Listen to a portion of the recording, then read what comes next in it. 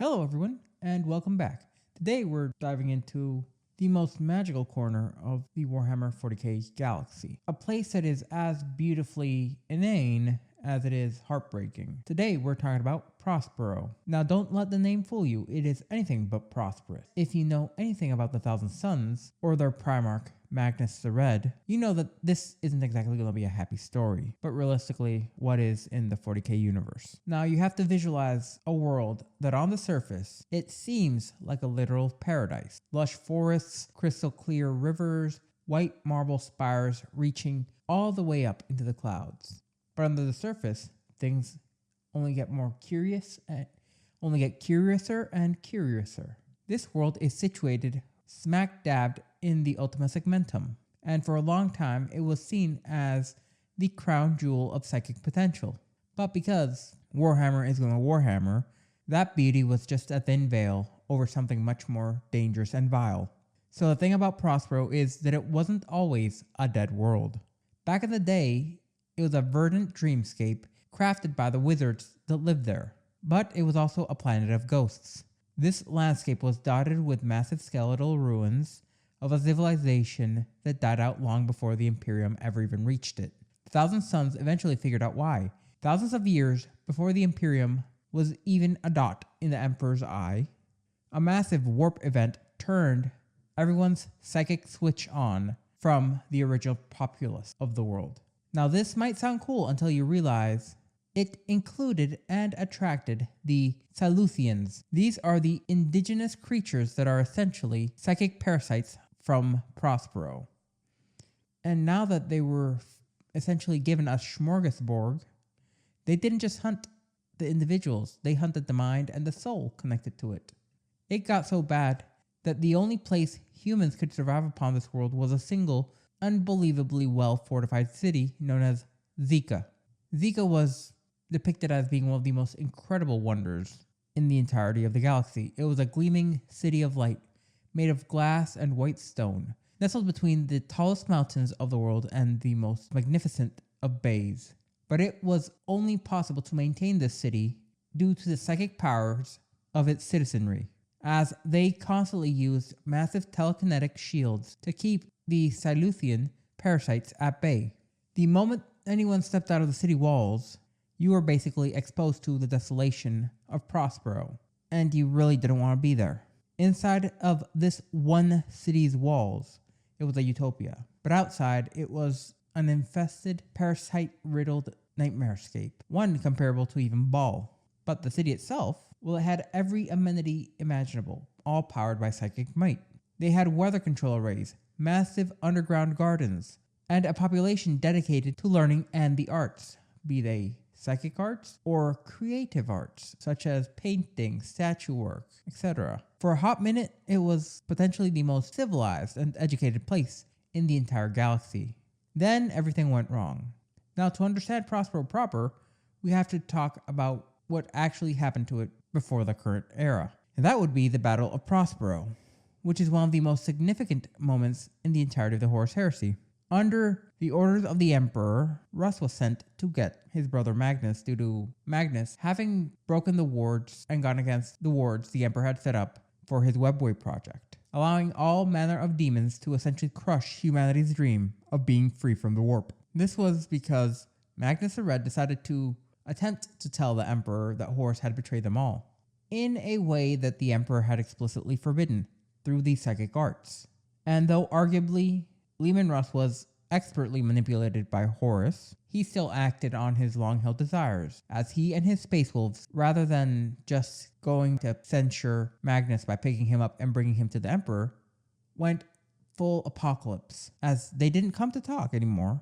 They wanted blood, and even the barest hint of the opportunity to shed the blood of the Thousand Sons, the Space Wolves would take, even if it went directly against the explicit verbal commands of the Emperor, as they started an orbital bombardment that turned the entire planet into a wasteland. Forests into ash, oceans would boil, and mountains just vanished. The only reason Zika didn't disappear immediately was because of the vast psychic shielding created by the Thousand Sons. What followed would be a brutal ground invasion where you had the Space Wolves, the Custodian Guards, and the best out of the three forces sent, the Sisters of Silence, essentially tearing through the center of learning of the Imperium. It was a massacre that culminated in a legendary duel between brothers Magnus the Red and Leman Russ.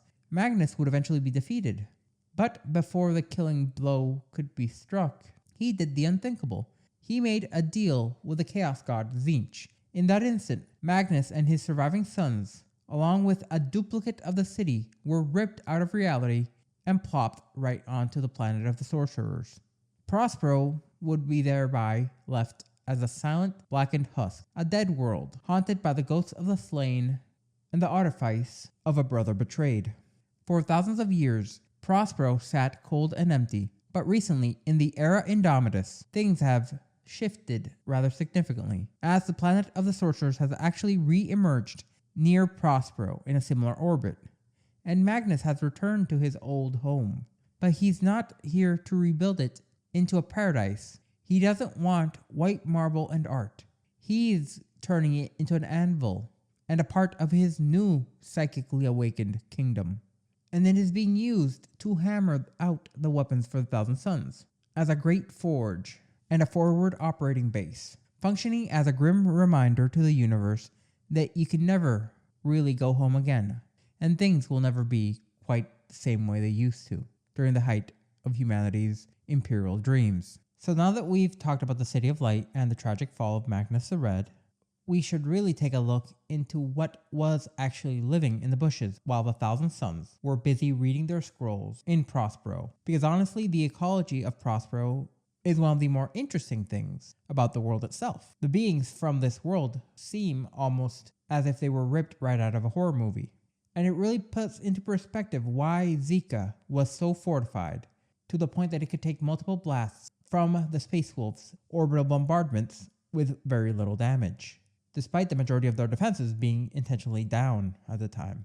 To understand the beings that live on the world, we have to talk about what amounts to the apex predator, the psychneuein. Now, these aren't your average sci-fi bugs. They're psychic parasites that reproduce by, get this, implanting their eggs directly into the host's brain via the warp. Think of it like a tarantula wasp, but a psychic one designed to target you.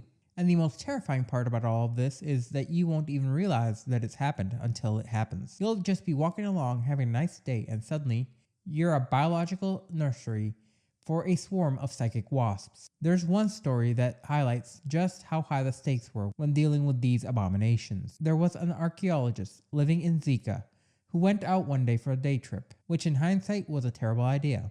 And she got tagged by a psychneuein. She didn't feel a thing until she collapsed later once she was back in the city. Now normally this would be a death sentence, as your brain just hatches. But this is one of the moments where the Thousand Sons were useful for more than soldiering. As a team of Astartes actually performed a psychic surgery on her, they used their vast amplified powers to carefully plug each of the eggs out from her brain. They weren't just warriors, they were scholars and healers. Prior to the Horus Heresy, they were the hope for a better future, for all which mankind could become. But it wasn't just parasites that were a nightmare on the world. Prospero also had some genuinely majestic creatures, such as a Prosperan lynx. Don't let the name fool you when you think of a lynx being a cute cat-like animal. These things were more like saber-toothed tigers on steroids. They were these massive, speckled and striped predators that stood about chest high to a space marine. So you'd be looking up at it, even if you were like 6 feet tall. Understand this. A space marine inside their armor is already a giant, and these cats were looking at them right in the eye. And they are just as destructive to the local fauna as regular cats are. However, they were symbols of the planet's wild, untamed beauty, so they were protected. And the really sad part about the entirety of the story is that they're all gone, every single last one of them. The Space Wolves burnt Prospero into oblivion. They didn't just kill its people, they didn't just target the Space Marines, they wiped out the ecosystem. The Prosperan lynx, due to their foolhardiness, was driven into total extinction during the orbital bombardments, as the Space Wolves didn't just kill a rebellion, they let out their innermost hatred of the psychic arts and the Thousand Sons upon the world. And unfortunately, even the cool, giant, majestic cats didn't make it out of the world. as there were no living samples off-world to be preserved.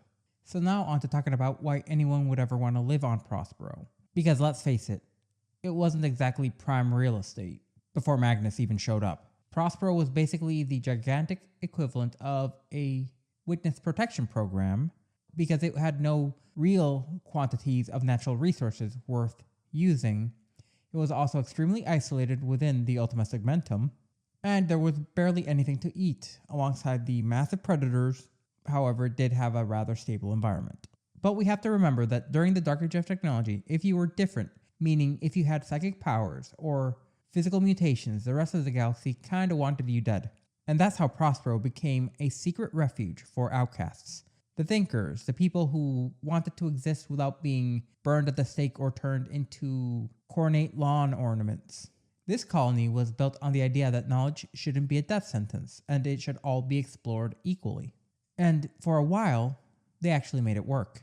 By the time of the Great Crusade, these outcasts had turned a barren rock into a veritable paradise in particular areas. We're talking about massive gold and marble pyramids, gleaming Egyptian-esque statuary and architecture, along with skies so blue they looked fake, like the most overused Instagram filter. And Zika, the City of Light, wasn't just a capital, it was the ultimate library, and the example of everything the Imperium was supposed to be: enlightened, advanced, and unafraid of the unknown. But herein lies the problem, and it's where Magnus's own personality and talent became a double-edged sword.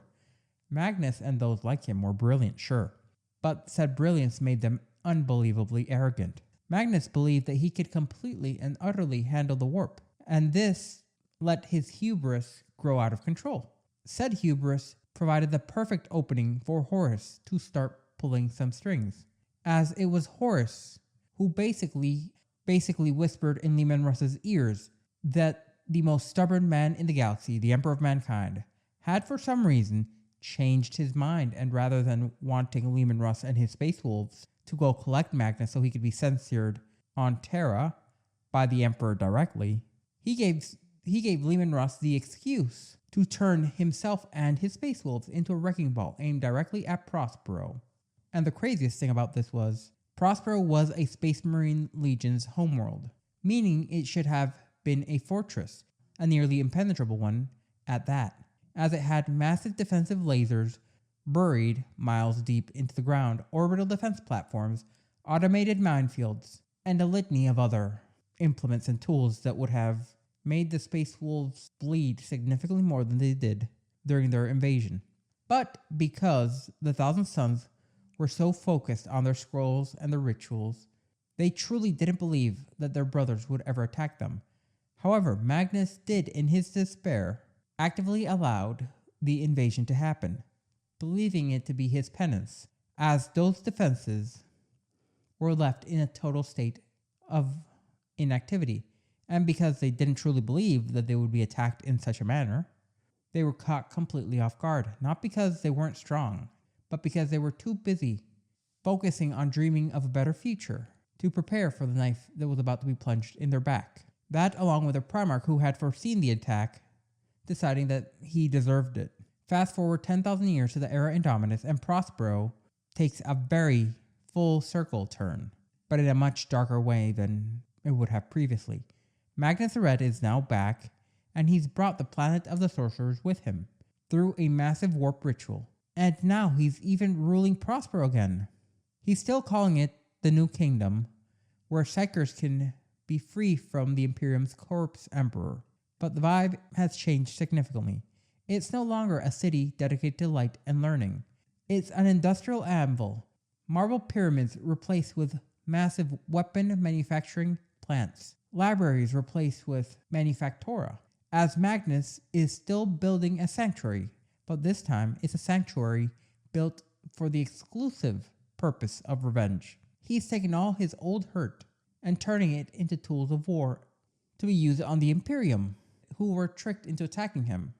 Though the Space Wolves did act on their innate desires, it is kind of ironic that Magnus hasn't attacked the Black Legion in any real degree, who are directly related to the man who caused the attack. Now that we know that the planet had been invaded and allowed to be invaded, we have to take in the sheer irony of it. Because on paper, this planet should have been an absolute nightmare, in particular for the Space Wolves to invade. As even though the Thousand Sons weren't exactly a war-first legion in mindset, they weren't outright stupid or as self-destructive as the World Eaters. Outside of their gleaming capital of Zika, the world was a rugged maze of broken hills, suffocatingly dense forests, and thick marshes, along with deep bogs that were fortified with a litany of outposts scattered everywhere.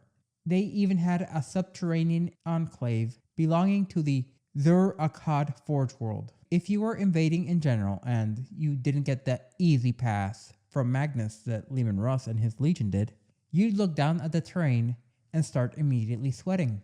But the real moat around the city wasn't made out of water.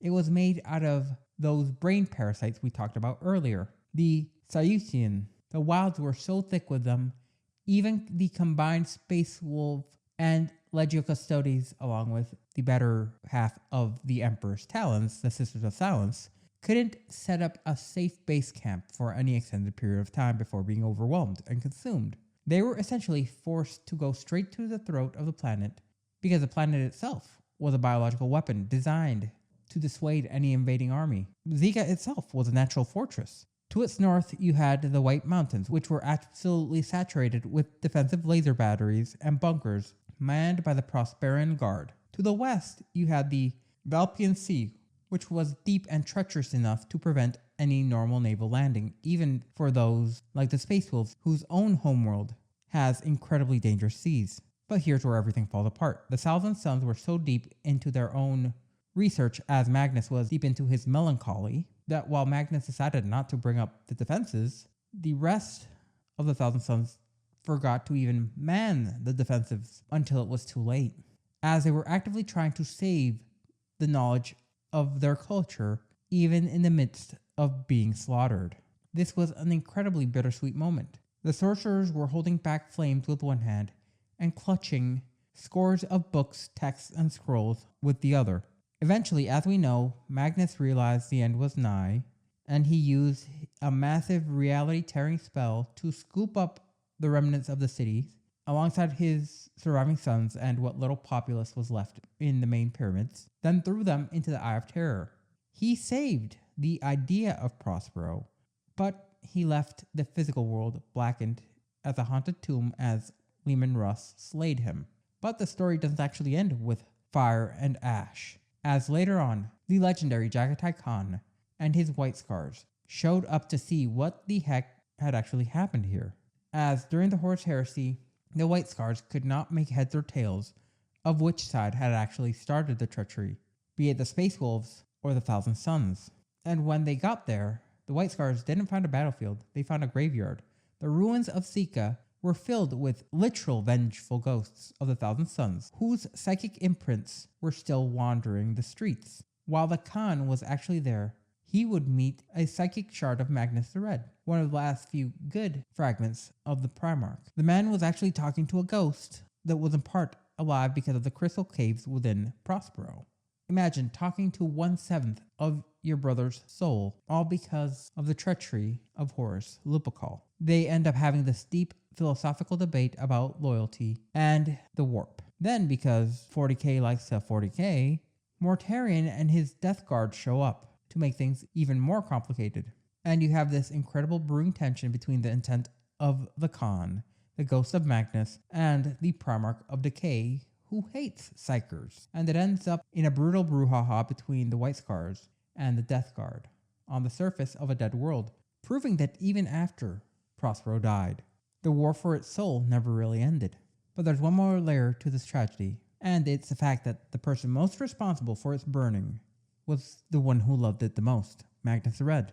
You see, when the Space Wolves themselves were in transit, Magnus knew they were coming. He could see it in the warp, but instead of manning those massive defense lasers or transporting his people off-world and being the only one to be punished, he did the unthinkable. He sent the bulk of the Thousand Sons fleet and military power on long-range patrols, and he lowered the planet's shields. He even psychically silenced his own sons so they couldn't sense the danger that was coming. until the literal sky was falling. He felt so much guilt for accidentally ruining the Emperor's secret project, which led him to decide that he and his entire world deserved to be executed, at least until it actually started happening. Then he got cold feet.